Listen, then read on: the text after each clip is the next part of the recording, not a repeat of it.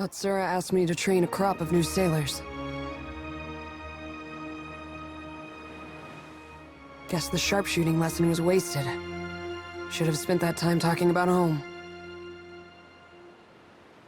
I didn't stay long.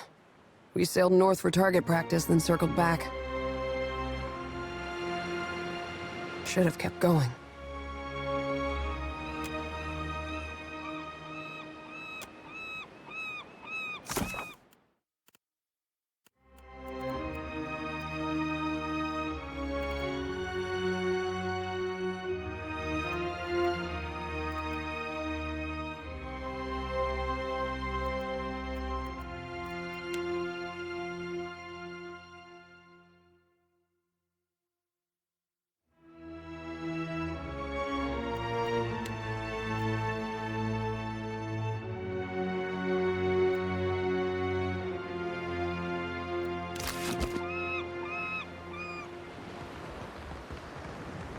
I don't get this at all.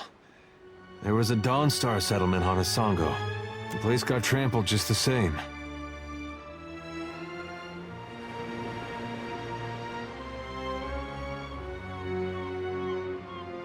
This is Wide Wen all over again.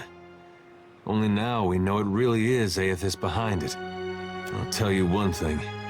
When we catch up to that unstoppable god statue, me and him are gonna have words. Our green friend walks with a heavy stride. Akira. Just like that. Moe, Ixie,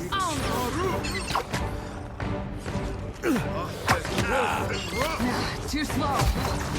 You're mine! Hey, watch it with that.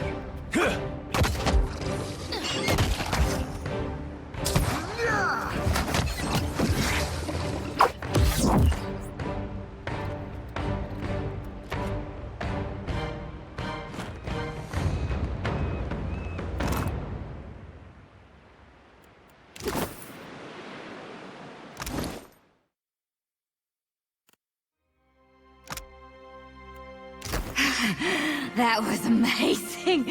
You're so great at killing things. I mean, really great. Wow. I feel incredible.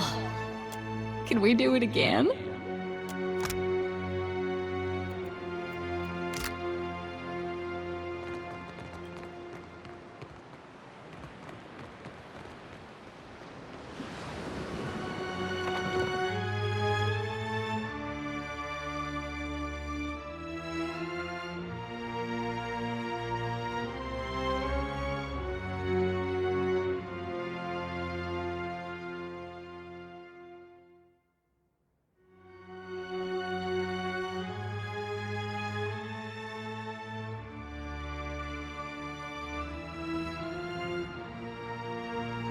Shut the door, quick, before the Naga get in.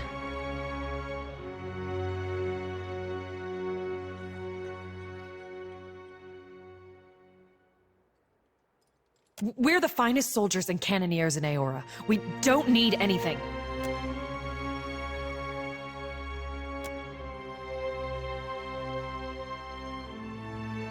Captain, 2 places I've seen that look.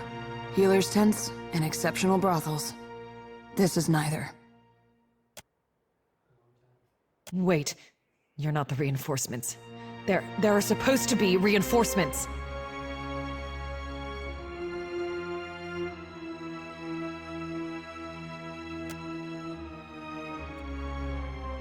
The first thing was the Colossus. It showed up a few days ago, a week ago, I can't be sure. But it was huge. Glowed like luminous Audra.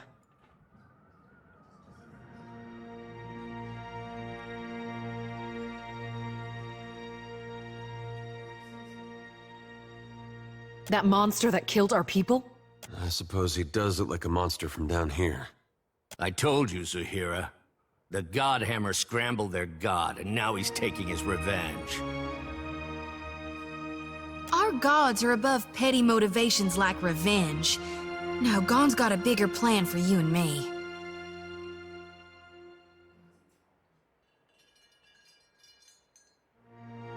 It's no coincidence your Aethys shows up just as Latharn storms out. The Colossus was coming right for us. Fleetmaster Ko ordered the gunhawks and cannoneers to take up positions. They fought. The rest of us were sent below, like cowards.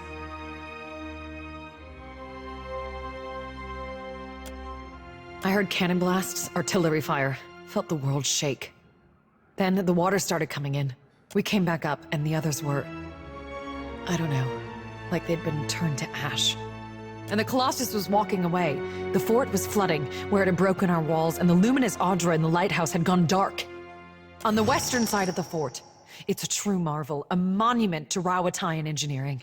Proof we can tame and transform this place, once we get rid of the scale bellies. The Naga. They skulked in after, once our walls were down. Those of us who were left fought. But those cowards moved through the sunken hallways, ambushed us from below.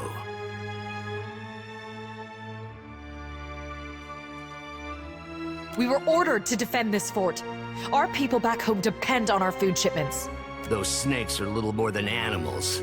No match for trained Rauatayan warriors. When the Hazanui's reinforcements get here, we'll strike back. And build our walls back up so nothing gets through. And double our cannons, so we can destroy that Colossus if it ever comes back.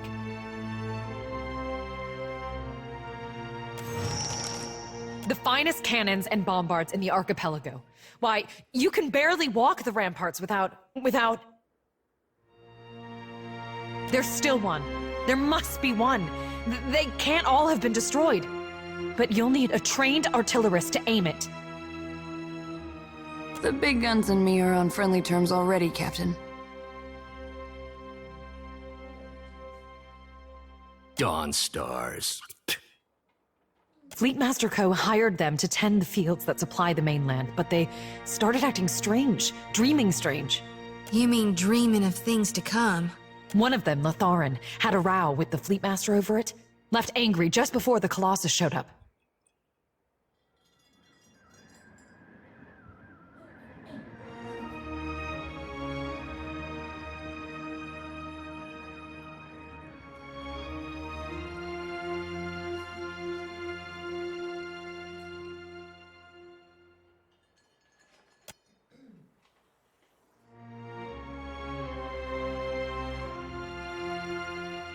I think their praying called it here, getting back at us for the Godhammer. Even if not, they definitely know something. Spitting at our god? You ought to fear for the future of your soul. Is there anything else? Zahira, assistant quartermaster. Don't go back out there. You'll be safe here until reinforcements arrive. Just stay away from the water. Damn scale bellies are hiding down there. They'll ambush if you get close. Sometimes you can see them, if you look carefully.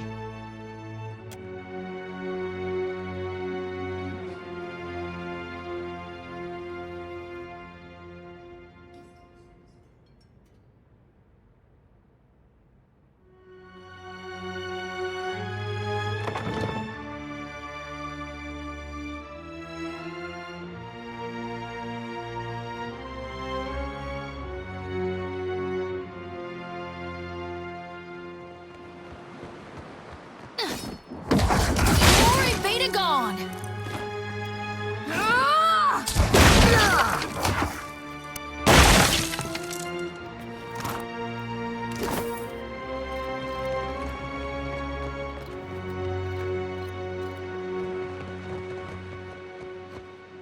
You ask?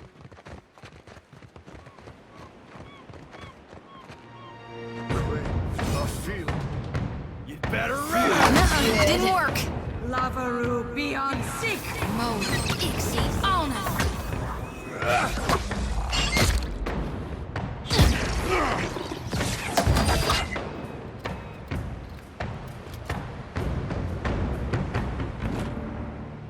Already.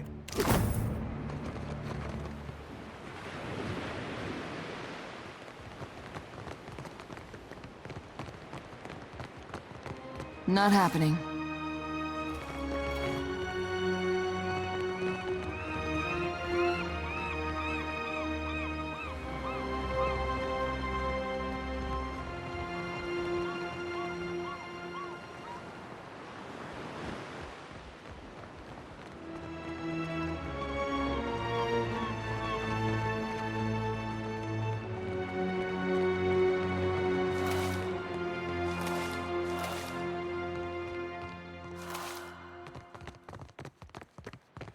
Damn it, there's too many. We shouldn't go in without a plan.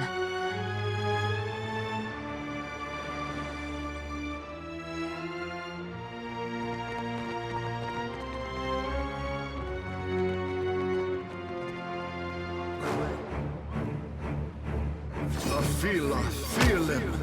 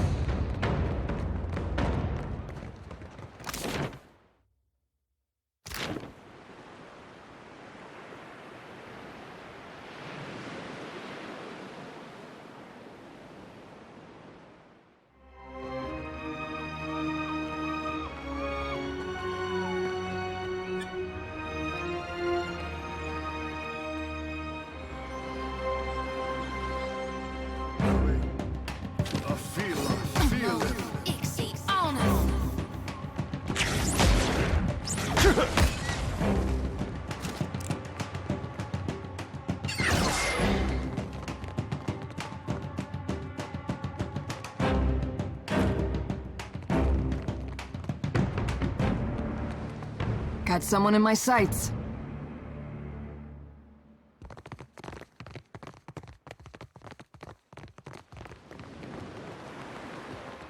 I smell conflict. I feel it.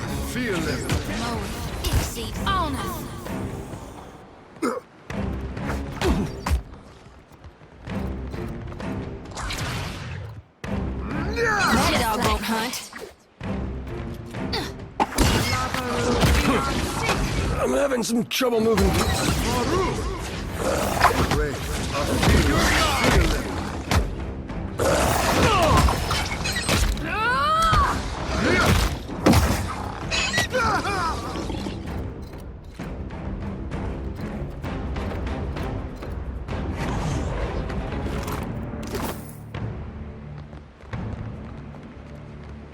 Looks like trouble. I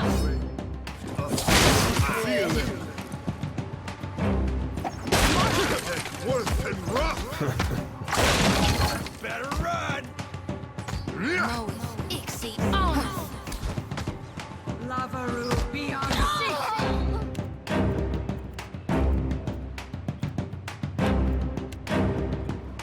Ready when you are. Smash someone out. Death to our enemies! Worth and rough.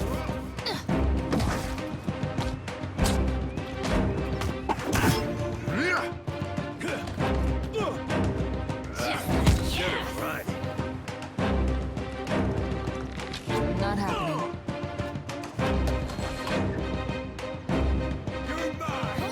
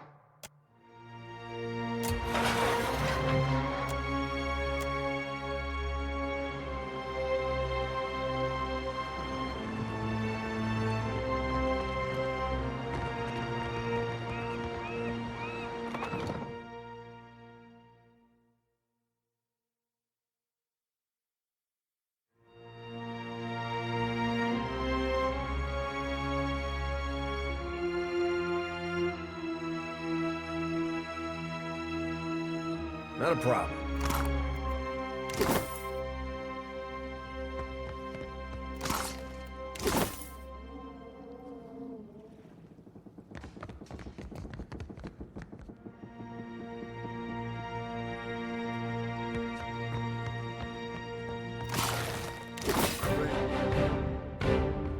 I feel Hitting the water. Oh, good. Hey, that wasn't half bad. Beyond secret.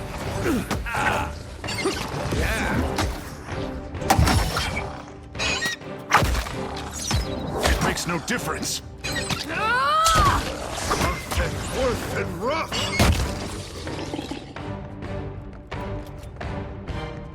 Just like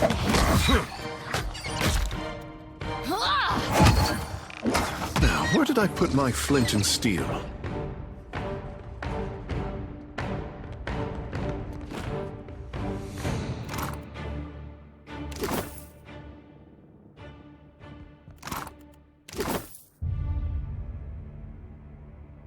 Ain't you got the decency to die? Yes, Captain. Yeah.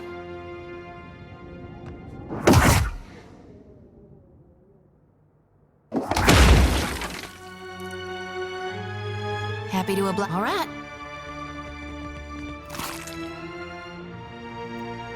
What did you find, Ishi?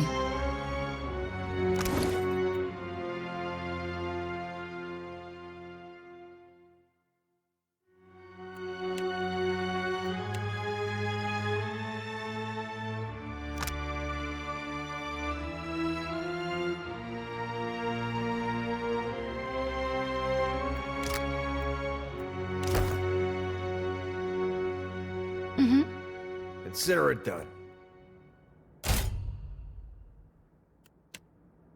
Ready when you are. Leave it to me. Yeah?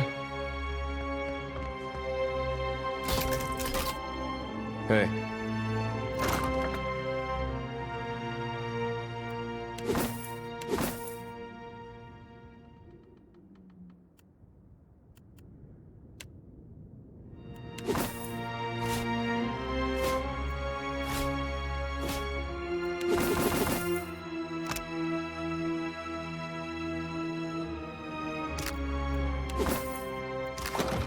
What do you need?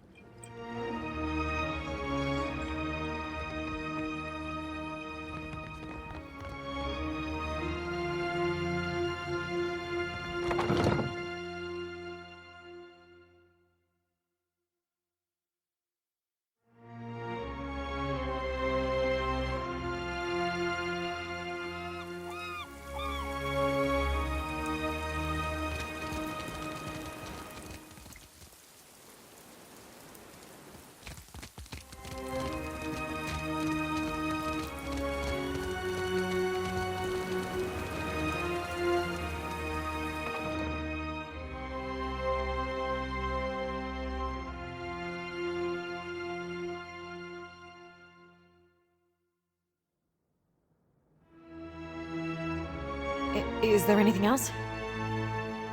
As you can see, we have need of it.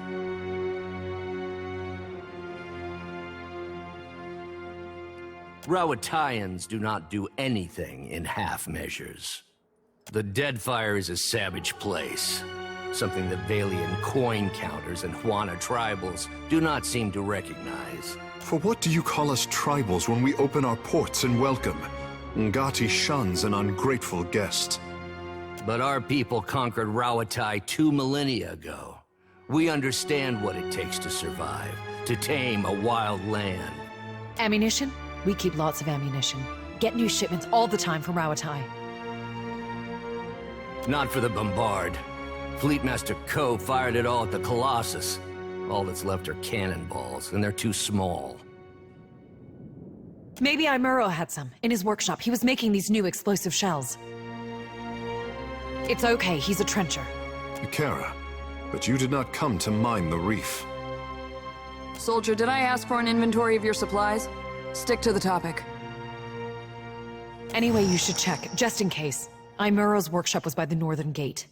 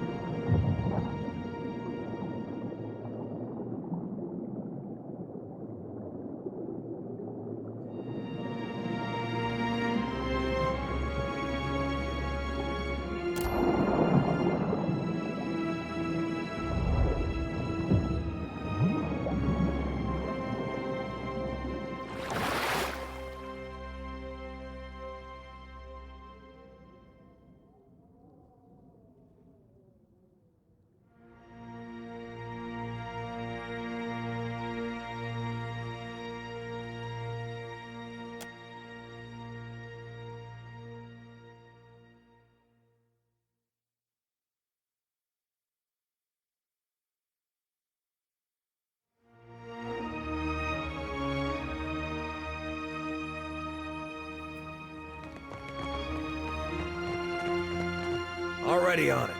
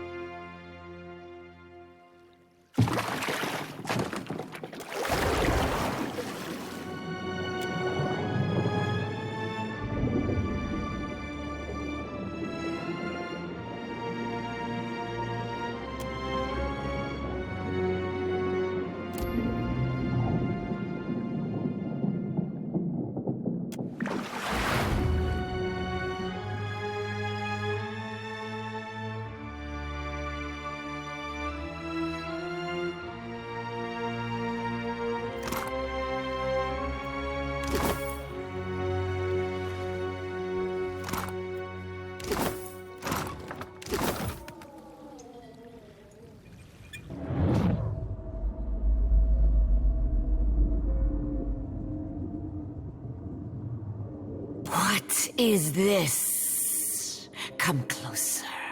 You glow so brightly, just like the way.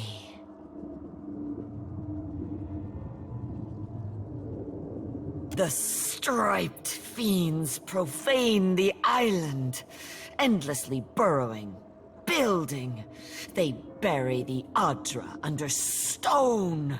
Sugan says we must find a way in.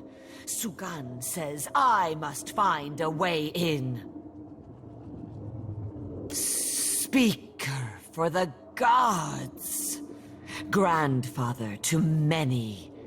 He leads us here. And here I must find a way in. The fiends gather at the walls, searching too. Not for me, but they see me still.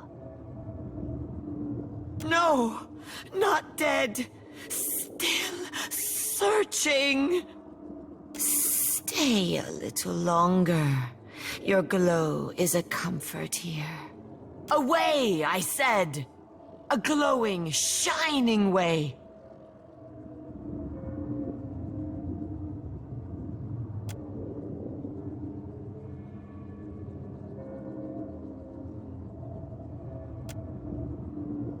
The way glows like an anglerfish lure, but it feels safe. I will follow the way, I think.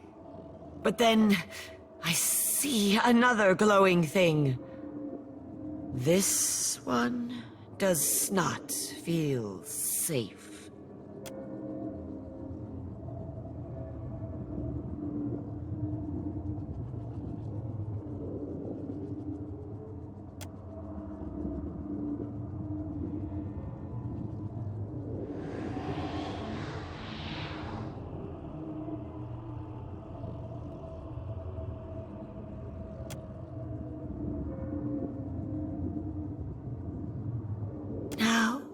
There is no way and no light. I am afraid. It is too dark. I will lose my way, or be swallowed by the terrible walker. The way? I am searching for a way. Show me!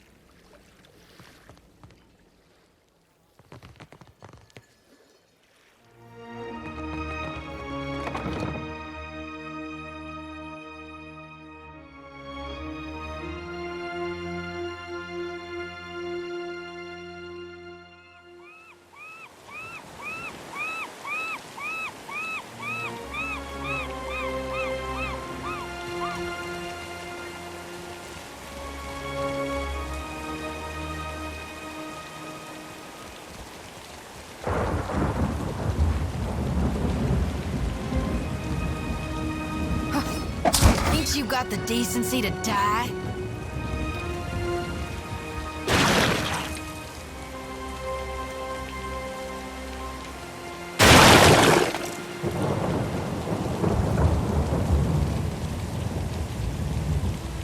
What have we here?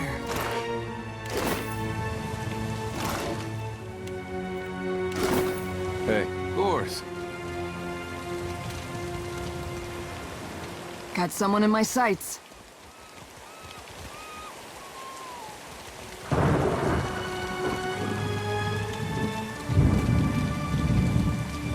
consider it done.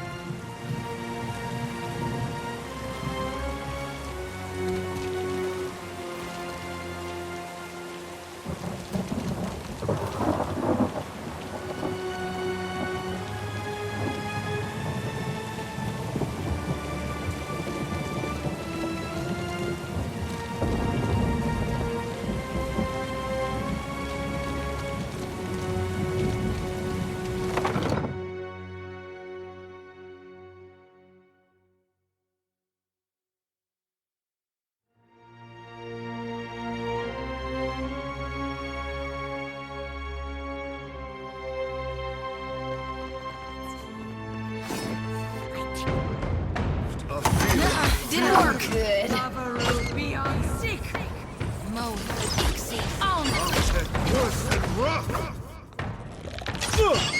Enemies over that way.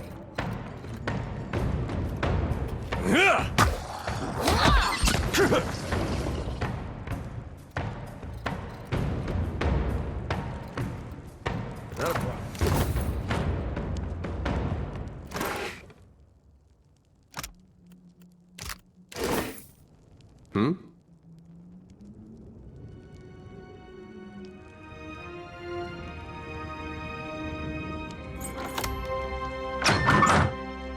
I don't think so.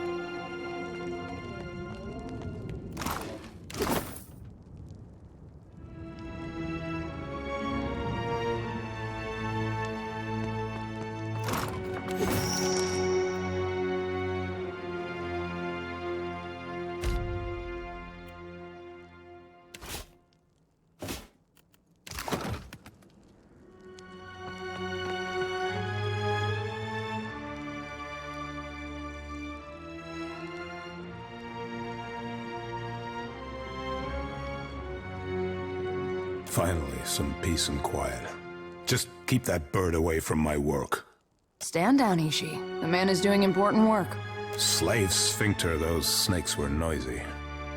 I don't suppose you brought any extra parchment with you? Of course. What else? Slowly, Aimuro. Can't expect them to know if you don't tell them. I'm writing it all down. My research, my work, something to survive before the next walk-in Colossus, the next Naga warband. Do you need something? If not, I should focus. So much to do. Just the one, just the one. Someone came and took it. Oh, that was you.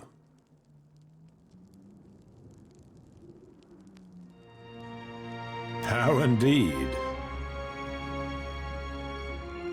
Naga everywhere.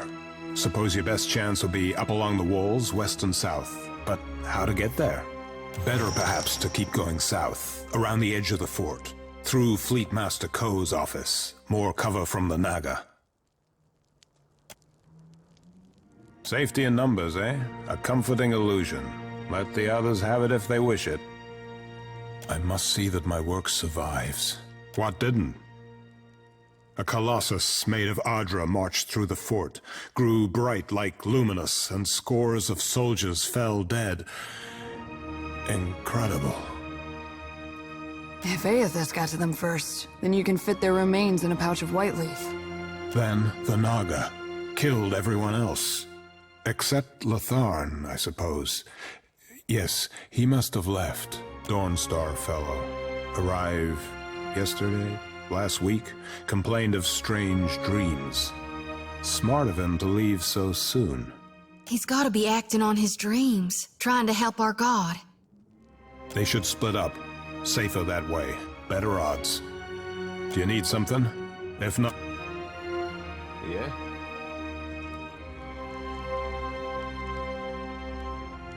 Well, don't see why not.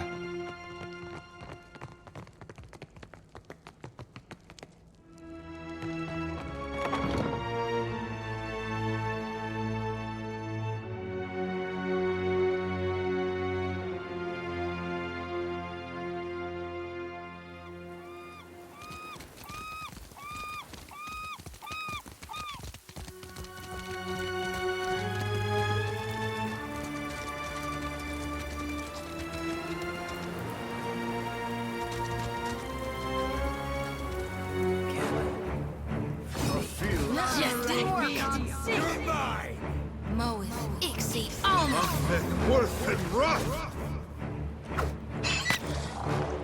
Behold me, mother!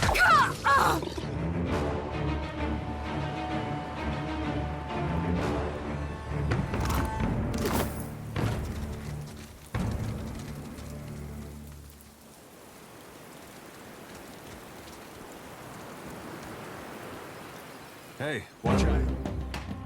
Feel it! Beyond sick. Worth and wrath! Take that! Better run! See, on it. I'm on it.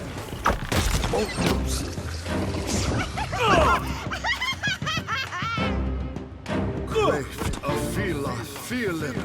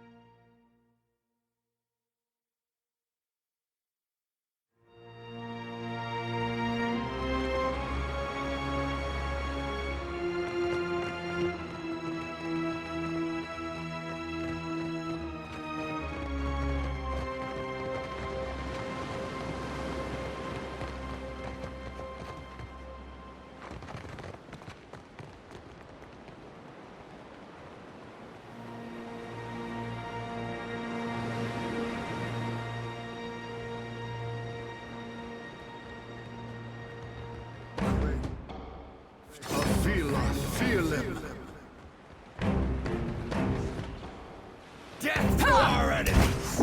Just like that. This does not work! Moeth, Ixie, Worth and wrath! Too slow. Ixmaru! Great, feel it!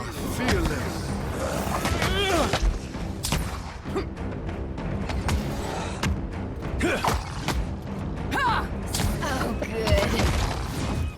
Ready when you are. Moeth, Ixie, That dog won't hurt. Better run! Ready when you are. Moeth, Ixie, Just like that. Alpha Predator! Ready when you are. This does not work! Beyond sick. How do you like that? That's the stuff. Ixmaru! Great, feel it! Yes! Yes! Moeth, God Ready darn when it! you are. Already. Can do. Great, You're mine! feel it!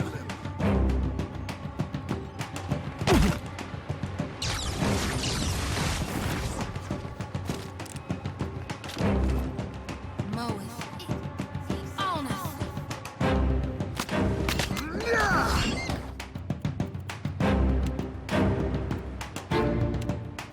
can't make a dent. Oh, good. Death to our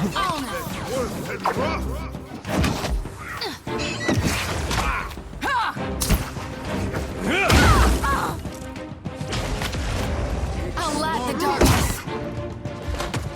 Yeah? You were saying? Just like that. You were saying? That dog won't hunt. For the homeland!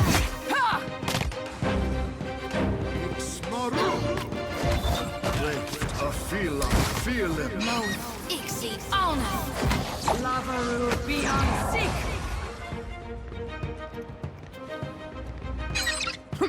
Oh, good.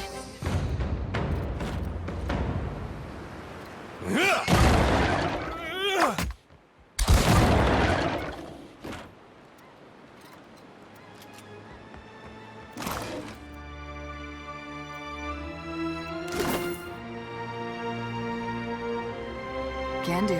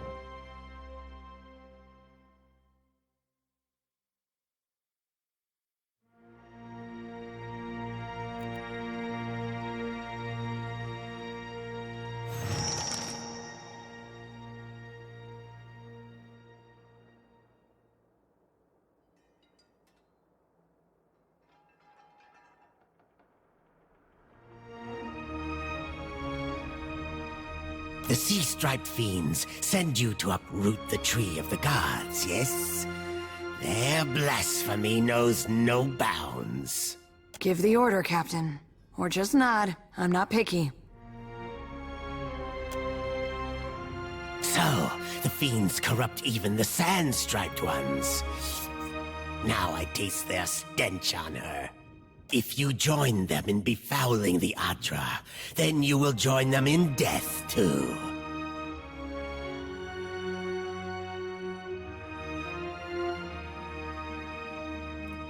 The Tree of the Gods, yes, which these fiends plunder and profane. Go! Carry a warning of what you have seen to the other shufflers. Fool! See what the impiety of the sea-striped fiends has wrought. The sand-striped shufflers know better. But you others come, smooth-toned or furred or sea-striped, with blasphemous hunger. Now, foreign ones dig at these roots, and the deep hunter is with us no more. Now, the gods return to rain their punishment on these islands. Again. Do your stories say nothing of the many disasters? Of the shuffler nests washed away like foam? Wherever we sail, the beaches and spires of lost Ukaizo travel with us. Many generations ago, the sand-striped ones built great hives across the islands, and bastions around the Adra roots. Their ancestors, yes. Their meddling displeased the gods.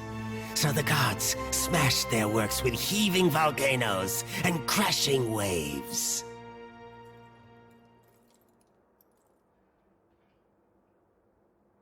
You shufflers are beasts of habit. You do not learn. You do not change.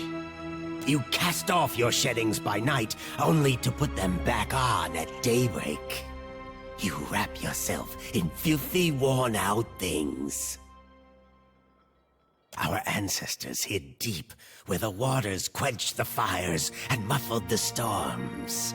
They remembered while shufflers scattered. Now, the shufflers build again. The gods see. They will tear them all down.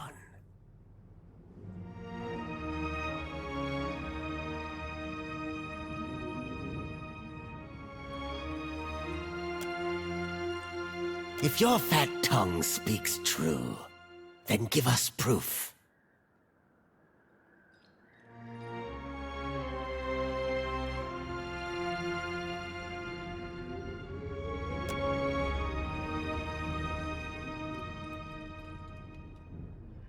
I tell you, thick tongues lie.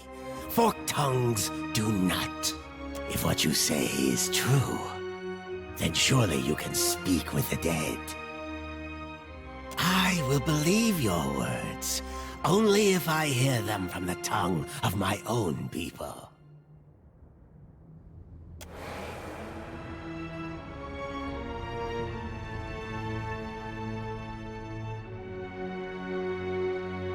Sugan, I found the way. Yanis? You died. We saw. The way became dark, but this one brought light. We will kill the shuffler and free your soul, Yanis.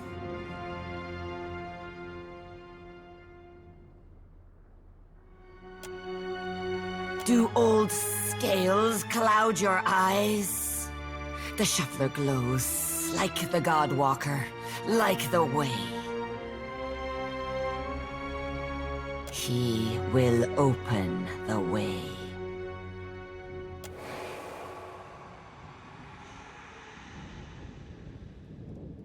The gods give you power, yes.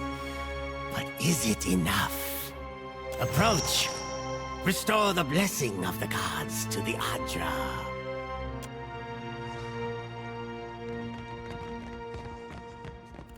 Yeah? I'm on it. As your hand touches the dim Adra, you feel the same cool, pricking sensation that you did when you touched the pillar near Port Mage. You concentrate on the pillar. The world around you swiftly falls away, leaving only the vast emptiness of the in-between. The Adra, and a multitude of golden threads undulating off into the distance. For a second time, you gather the threads in your mind and bind them together, forming a solid tether that ripples out toward its distant anchor. Again, a crack sounds from the terminus. Your consciousness is violently pulled along the cord. You are prepared for the sensation this time, but are still disoriented when you come to a sudden stop. You find yourself standing behind a familiar Titanic statue as it trudges through invisible waters. Standing at Aethis's shoulder, your soul is dwarfed by the massive god's form. Energy pulses along the tether, each wave feeding the Adra's movements. He stops. His head cranes behind him, again accompanied by the sound of stone shearing and buckling. His eyes rest upon you. He does not reach for the cord, but considers you for a long span of silence before speaking. Your first attempt to contact me was brave. This second attempt, is it born out of desperation or something else? Why do you continue to follow me, Watcher of Cadnua?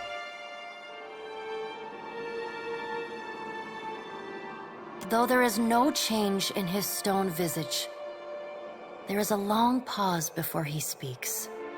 That's a great challenge you've taken on. Why?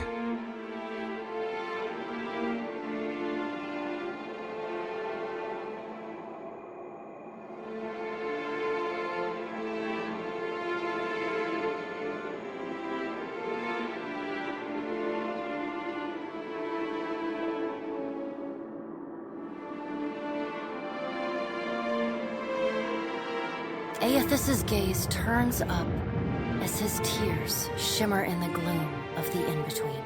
Some of us still care deeply for mortals. We undertook this great experiment out of concern for the people of this world and your future in it. I believe we all had the best of intentions when we began. Somewhere along the centuries, something broke. Something went wrong. It took me too long to see it, but each day brings a new dawn, and with it, a chance to see the world from the perspective of who you have become. We were not always like this, but I would not want us to go back to what we were in the beginning. There must be something more for us. All of us. Aethys becomes silent. You can sense his presence advancing back along the cord between you. His energy flows over your hand, tendrils of light probing into the air around you. They poke and prod at the silent lost souls hovering in your vicinity. You are in a unique position.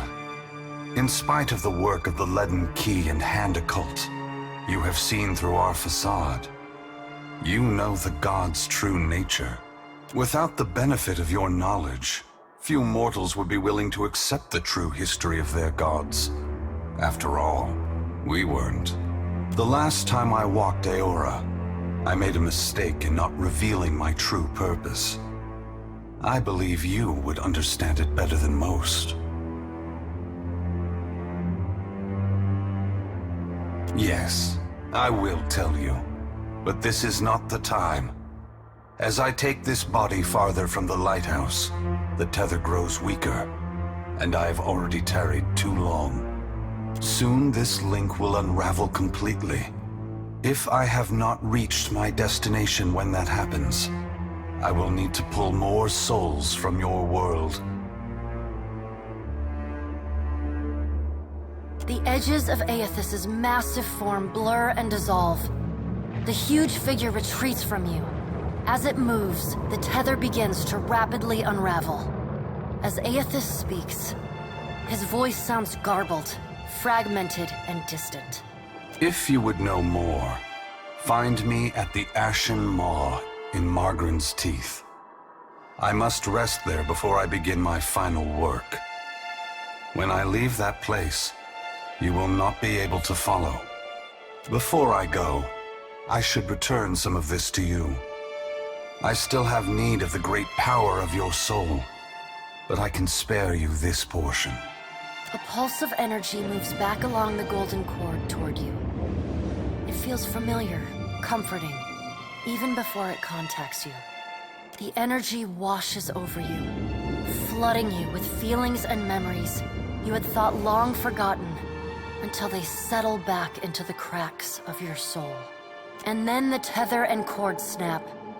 Aethys's figure evaporating into dust that mingles with the endless gray expanse.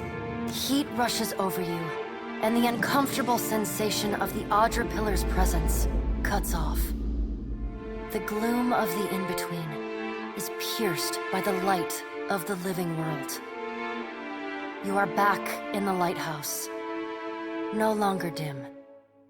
The luminous Audra beside you is filled with warmth and light.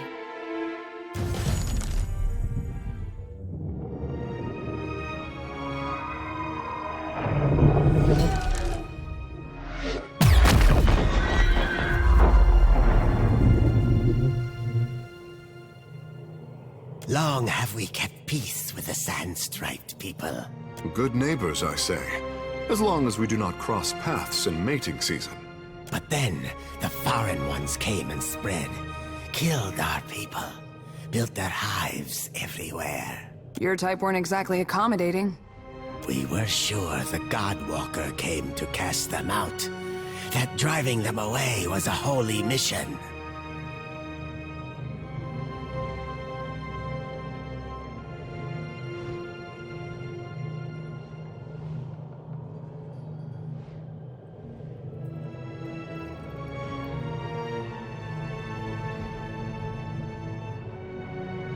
You have never fought to defend something. Very fortunate. Or cowardly. We must go. I know not what this means, but our brethren should hear of it. Not an option, Snake. Bet you were keeping count of how many good soldiers you fanged.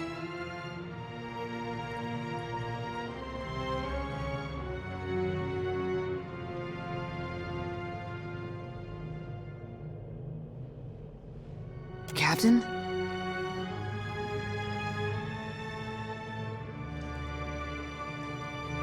Aye, aye, sir. You show us something new today, Shuffler. Thank you for this. And for your mercy.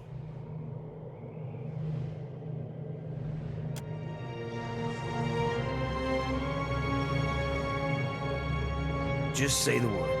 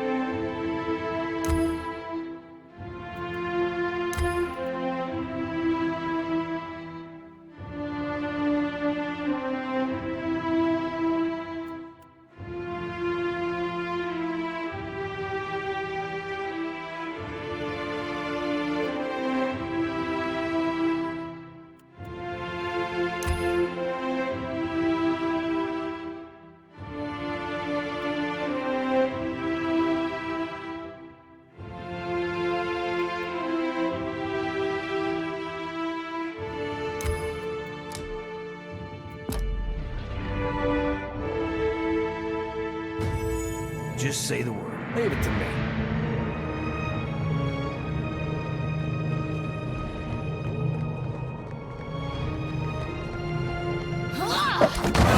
Just like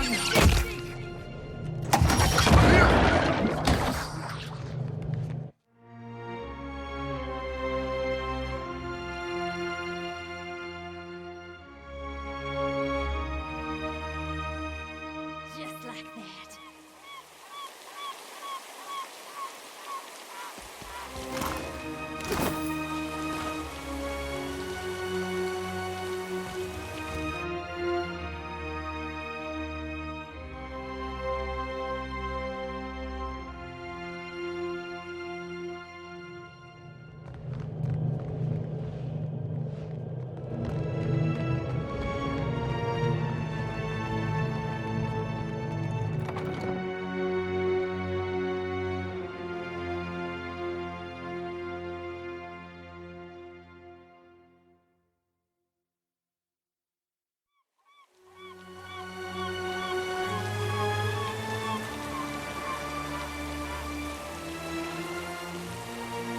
That's right.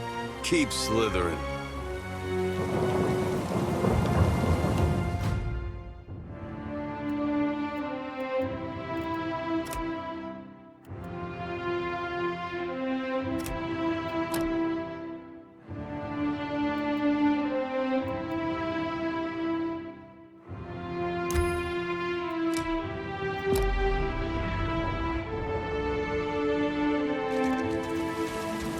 Captain, a word? You've spoken to Aethys, which means you know what we're up against. If the fleet sailed up to him and fired every cannon at once, I imagine we'd have a fighting chance at taking a chip off his kneecap. There's no stopping him, is there?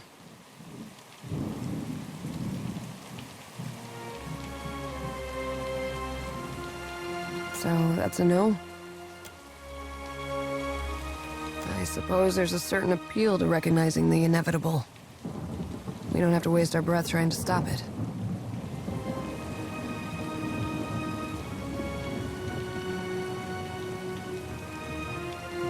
All assuming that reason can penetrate the green boy's head better than bullets can.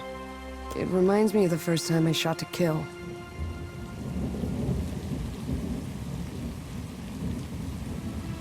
There he stood, a pirate captain barking orders from the forecastle.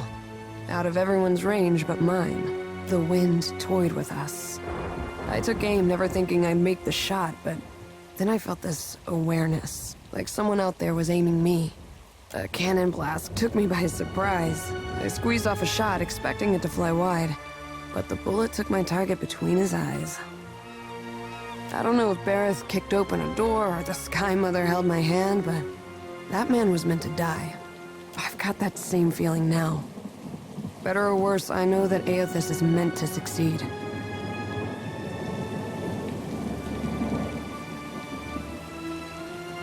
Hope I didn't take the wind out of your sail. Whether or not we can change anything, at least we can say we were there. That's more than most people get. I've got some answers.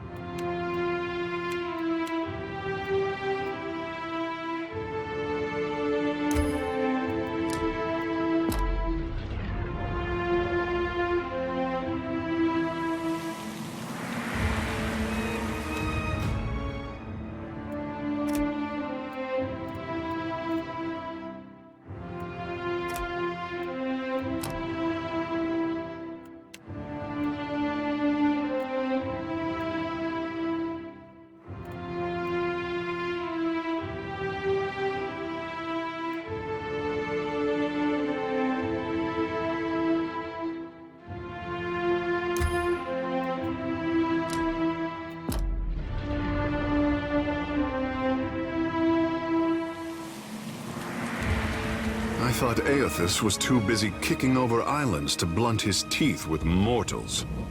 What say? You must take something from all this idle chatter with the gods. And you knew things he did not.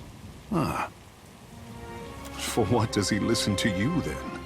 The gods I know are tight of lip and hard of hearing. I could not imagine the inner workings of a god.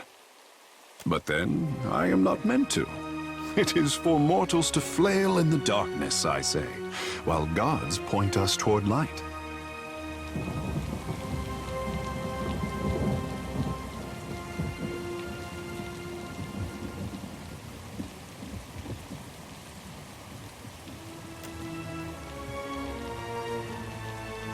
To be worshipped, to have others interpret your design. It is not fair, I say. For what should a god worry about such cares, when theirs is the hand on the tiller? Kara, I did not wish to burden you. These days I am having to think harder than my pampered years. You will forgive the handsome fish if he is as curious as the green god. At least Aethys has you to keep him in check. What happens when we catch up to him is something for future Tekehu to worry about. Scratch under the wet clay of any artist and you hatch a lifetime of fear and doubt. My boy doesn't fear the gods. He only fears what he'll compromise by living up to his potential. But isn't it easier to let sculptures represent you? Poor thing. Nothing he does could disappoint me. But that is a mother's prerogative.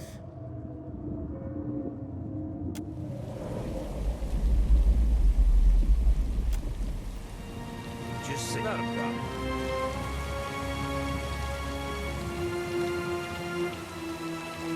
I remember the last time I talked to a god.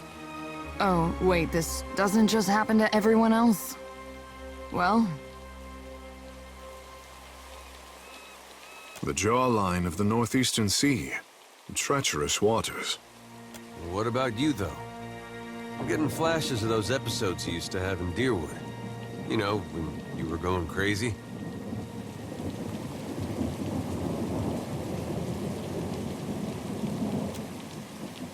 It feels like we're getting closer. I just don't know to what.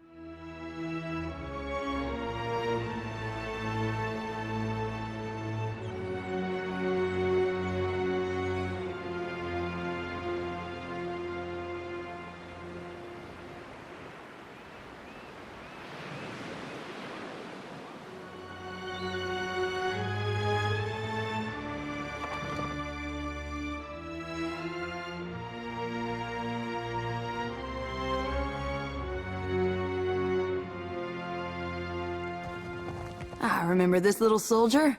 Glad to see you made it, friend. Need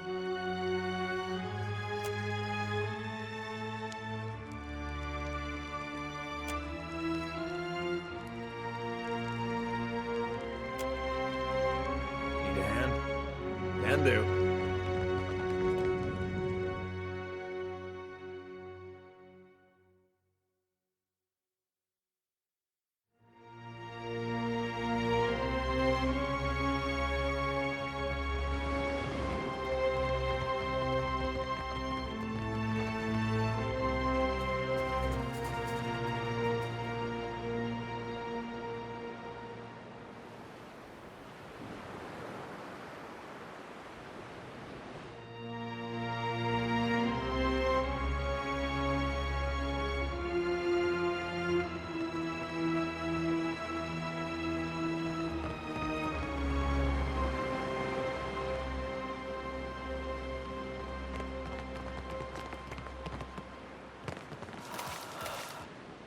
Not a problem.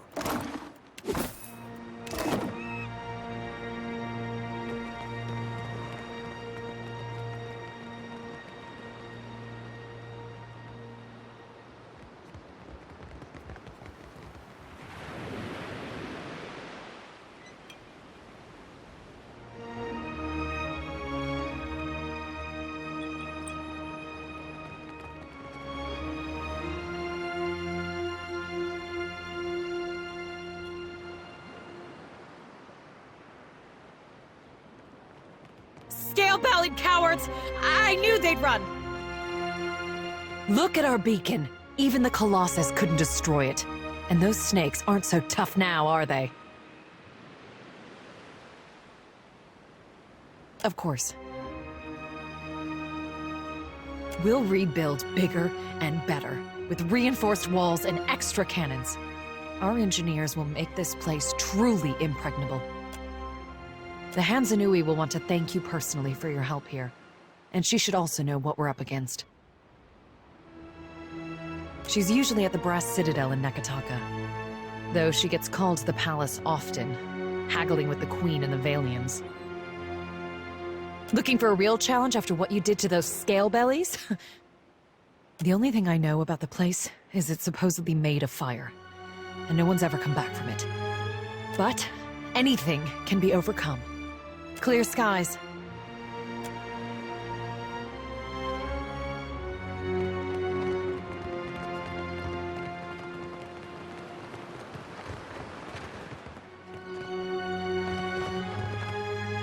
Light of Aethys be upon you, neighbor. Are you looking for survivors? A short lady, about my age, came from Deerwood with her son. Let's see, freckles, braids usually. Punches you in the arm if she likes you, face if not. Oh, and that's if you're lucky. No, that doesn't sound like anyone. I don't think you'll have much luck around here. I know all my neighbors.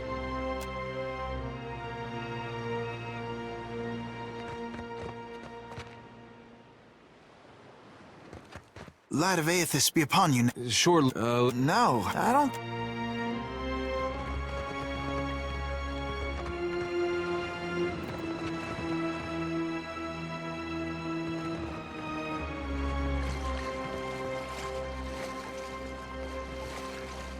What have we here?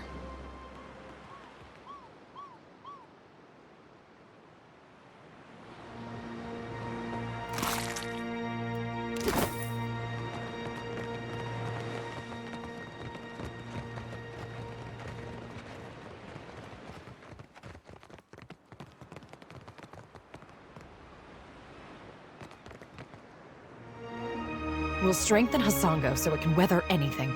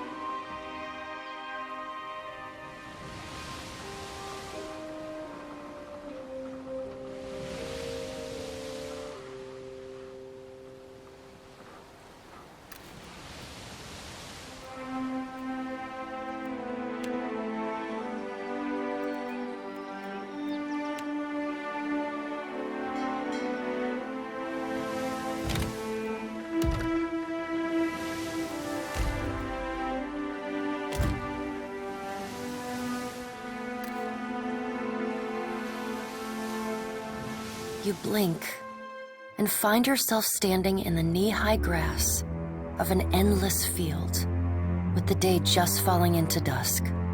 The grass still holds the warmth of late afternoon sunlight, but a chill breeze blows at your back, raising goose flesh down your arms.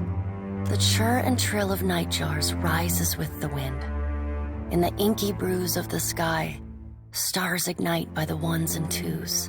The tolling of a single bell joins the chorus of birdsong, then another. The sound surrounds you. Every stalk of grass bears a delicate silver bell on its end, bobbing in the wind. The chill breeze becomes a howling gale, and the tide of ringing bells sweeps you off your feet. It carries you like flotsam through the sea of grass. Then, the earth falls away. The wind ceases, and you are sent tumbling up into the dark of the sky. Watcher. The voice of the Pallid Knight shakes the earth at your feet. You have returned to Bareth's realm, your soul once more called to attend the wishes of the God of Death.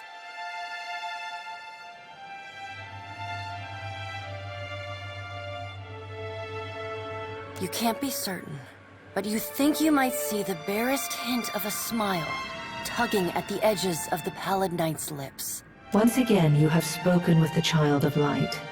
Tell me what you have learned.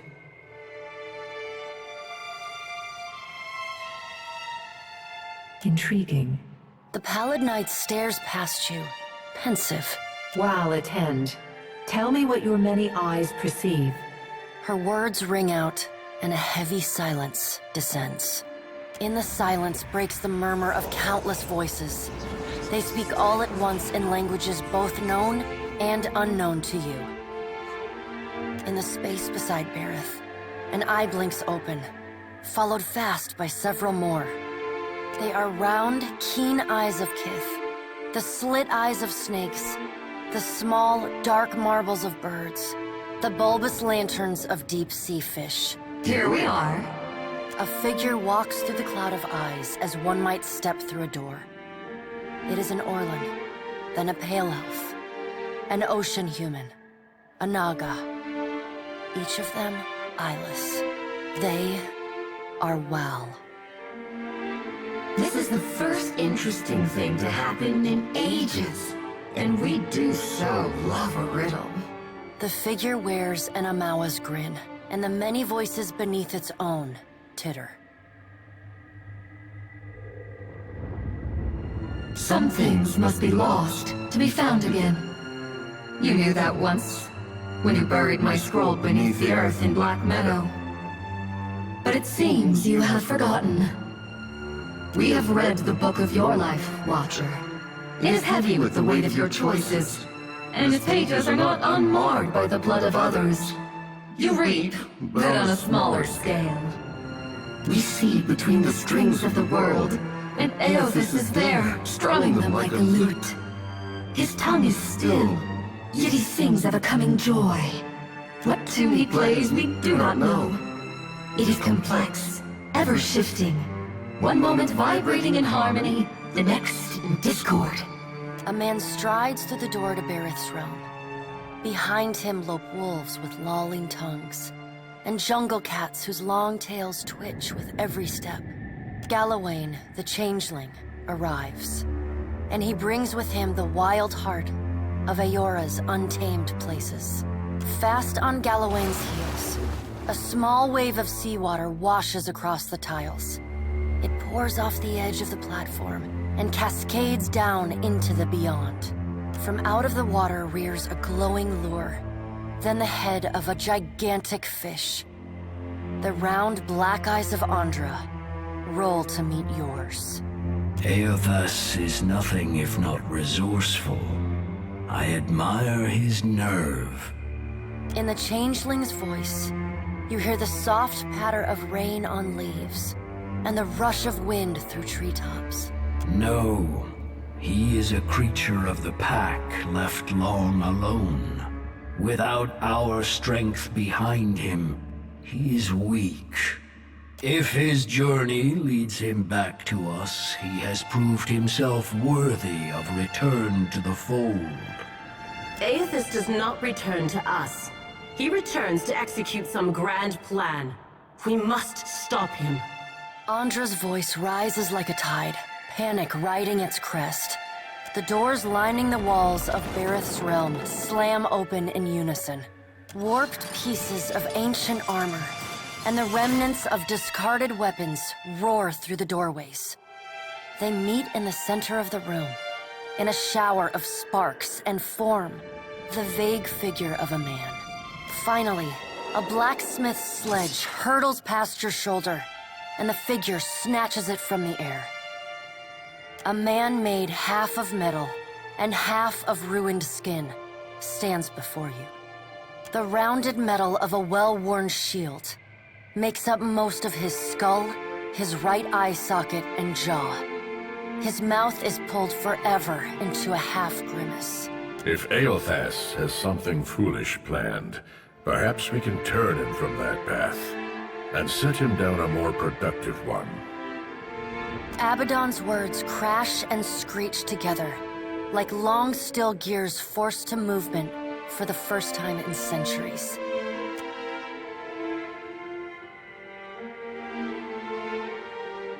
He violates not their realms, but mine. I feel his urgency in every stamp of his feet along my spine. I will send tsunamis to slow him, if Mogren would stir the earth beneath Mogren's teeth. The water at your feet recedes. Lava oozes up through the shallow water, and a woman made from the guts of the earth emerges. She settles her characteristic broadsword on her shoulder and sighs a cloud of smoke and ash. Mogren returns. In the age when our steps carved valleys across the face of Aora, our bodies were impervious to all but the strongest attacks. I doubt fire and water will be enough to stop him, but I will bear down upon Aethys with all the heat and fury of the earth, if I must.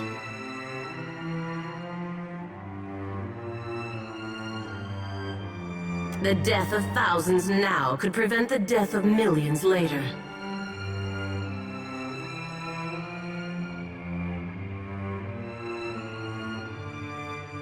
Dark, inky tears fall from Andra's eyes. Sacrifices of the few protect the futures of the many. You cannot let your petty, mortal feelings blind you to the urgency of the dilemma Aethys has thrust upon us.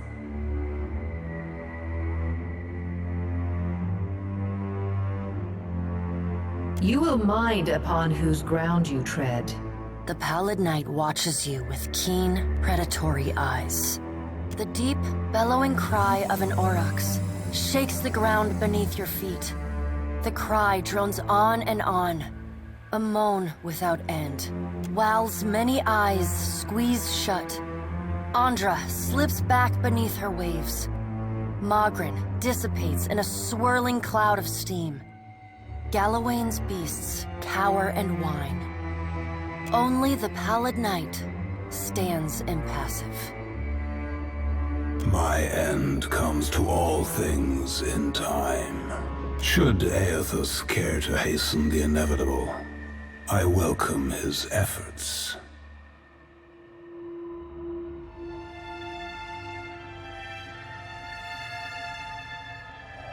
Aethys seeks a slate wiped clean. Freedom from the endless revolutions of Barath's wheel. The final emancipation of the countless stolen mortal lives the gods hoard within themselves. The Child of Light will not choose the hour of my death. Mogren tests the edge of her broadsword with a smoldering finger. He sows chaos in his longing for a radiant dawn. So much will be lost in the cacophony of fear his actions inspire. The crack of thunder rends the air. The gods fall silent. We can wait no longer to act. Speak with him, Watcher. Discover what it is he plans. Water begins to creep across the floor.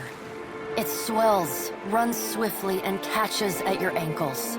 You scrabble at the tiles, but it's no use. The current's pull drags you off the edge of Bareth's realm, and into the fathomless beyond. You splash down in water so dark you can't see the bottom. Then, the water recedes, gone, like a dream upon waking. The hard wood of your cabin's floor presses against your spine. The gods are gone, but you remain.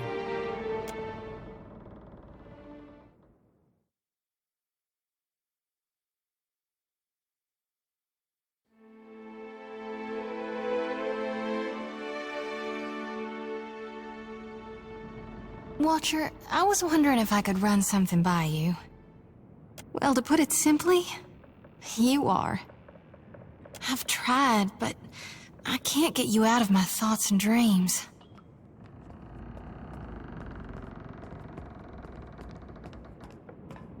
Forgive my audacity. I know I've got no place to, but I care for you more than I can rightly say. I was wondering if you might return the sentiment.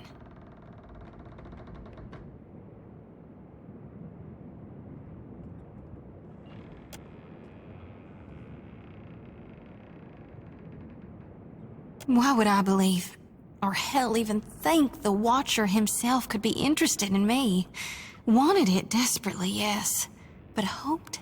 I'm almost afraid to believe it, that you would want me just as much and fierce.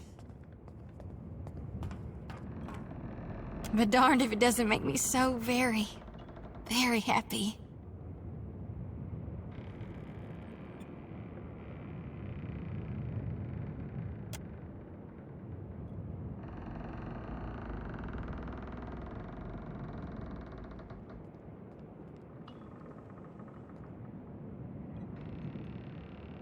I'm gonna make you so glad you picked me, Watcher. You'll see.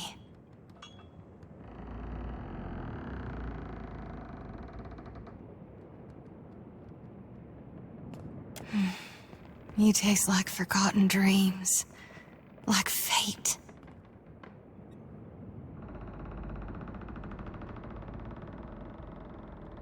Watcher, I thought you might never ask. Let's reconvene in the captain's cabin where we can take it slow. I only ask you to be patient with me. There's so much I've longed to try and to see. Or to not see.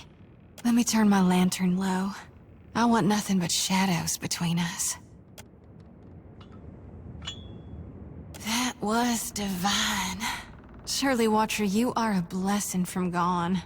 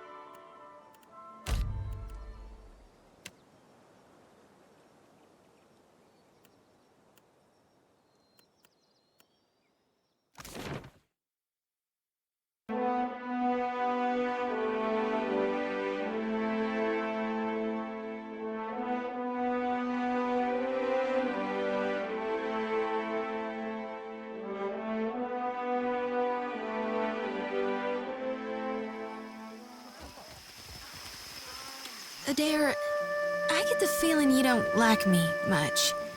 Was it something I said? I think it was something I said.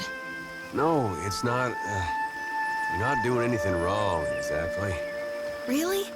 I mean, you tell me if you had a problem, right? If I'd bothered you this whole time? It's nothing personal. I just don't think we need to be talking, is all. Oh. Well, thanks for clearing that up.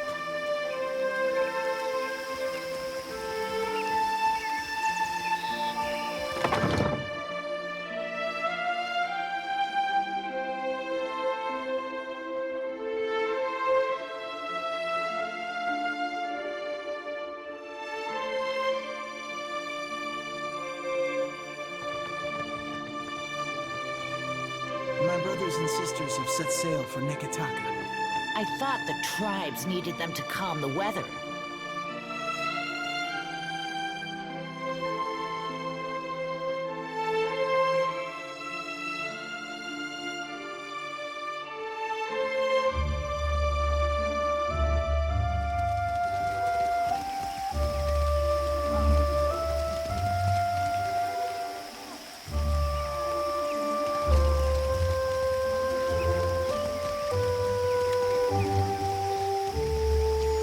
It is high time we spoke away from the exhaustive filter of the court.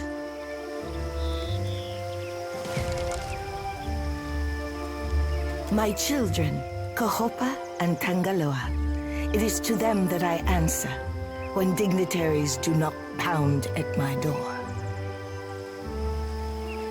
I think I speak for all of us when I say we'd be honored to pet your children.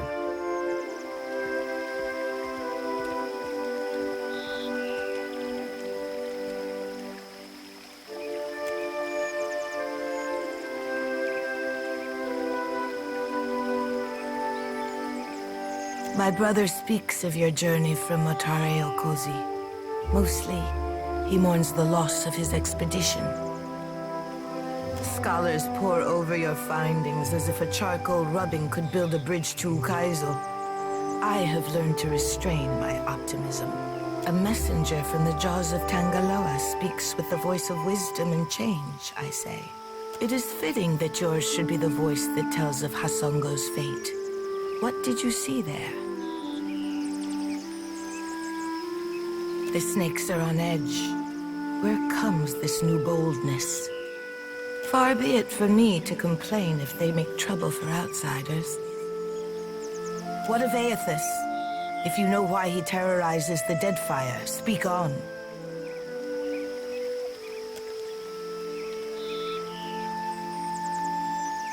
If Aethys makes for Magrin's teeth, I say the Rathun will grind him to dust for the praise of their warrior matron.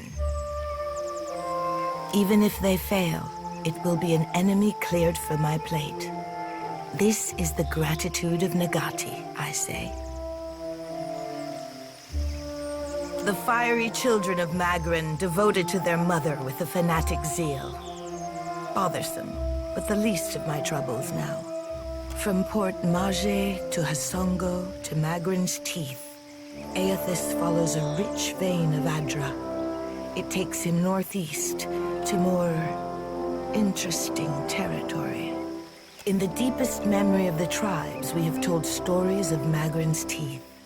Embellished sailors' fables, Akira, but not without some truth. My people speak of treacherous seas, lakes of fire, and the ancient warriors hammered to life on Magrin's anvil. Ashen Maw is the grandest and most accessible of the peaks. It is the sharpest tooth in Magrin's jaw. Prepare yourself for a fight. Akira, would that our resources were not so entangled in other parts. I cannot send ships to Magrin's teeth any more than I would send paper dolls to a furnace. If you make preparations in Neketaka, I say we can help each other. I must keep the city's peace, and I have only so many arms and eyes. While the Deadfire screams, I would see Neketaka outlast the storm to come.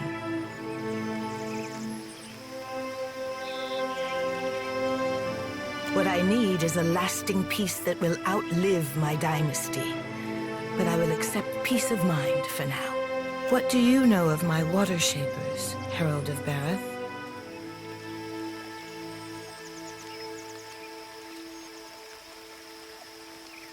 Akira, if you recall history, then you know why I am protective over the Guild. My water shapers are the levy holding back Rauatai's advance. An adept standing at the prow of a war canoe is enough to send the fleet scrambling for the shallows. Don't get too cozy, Highness. That false sense of security will get you into trouble. Akira, I would not want your employers to think me easy prey. This reminds me, I owe the Hazanui a basket of koiki in remembrance of the Battle of Nakaro Atoll. The voices of the dead echo through Tangaloa's mouth, wailing of their missteps in life. I merely ask the Hazanui to listen. While the problems of Aethys and overindulgent admirals plague these waters, I have summoned the masters of water shaping to Nekataka. Pit your strongest water wizards against their weight in iron and black powder, Highness. We can end this quickly. Akira, and how long will this contest last in open water? Now would be the time to confer with Guildmaster Myru, but she does not answer my summons.